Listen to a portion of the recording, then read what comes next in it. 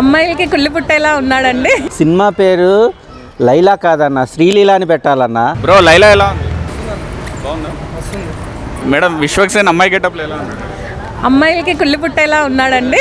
నిజంగా చెప్పాలంటే చాలా క్రేజీ ఉన్నాడు. చెప్పాలంటే చాలా అందంగా ఉన్నాడు ఆయన. సోను మోడల్ అనే క్యారెక్టర్ డిఫరెంట్గా ఉంది కదా ఓల్డ్ సిటీ నేపథ్యంలో, ఎలా ఉంది ఆ స్లాంగ్ డైలాగ్? బాగుందండి. బ్రో లైలా ఎలా ఉంది? అన్న ఇప్పుడే లైలా ప్రీమియర్ షో చూశానన్న. విశ్వక్సేన్ అన్న చాలా పెద్ద తప్పు చేశాడన్న. ఎంత పెద్ద తప్పు చేశాడంటే సినిమా పేరు లైలా కాదన్న, శ్రీలీల అని పెట్టాలన్న. నేను శ్రీలీల ఫేవరెట్ని.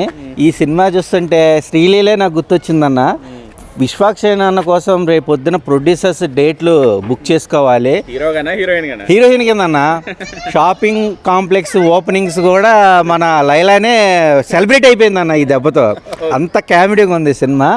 అసలు ఎక్కడ బోర్ అనిపించలేదు.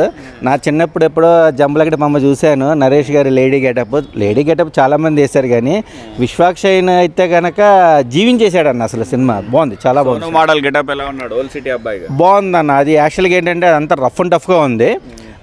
ట్రాక్స్ కూడా చాలా బాగున్నాయి. స్క్రిప్ట్ డైరెక్షన్ ప్రకారంగా వెల్యువేషన్స్ కూడా చాలా అద్భుతంగా ఉన్నాయి.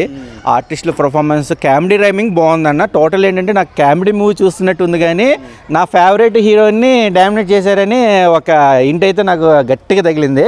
అందుకనే మాస్కా దాస్కా కాదు, ఇది లైలా ప్రేస్ అని పెట్టుకోవచ్చు విశ్వక్సేన్ అన్న. హిట్ అవ్వాలని అనుకుంటున్నాం, ఎందుకంటే ఆ కష్టం తెలుస్తుంది.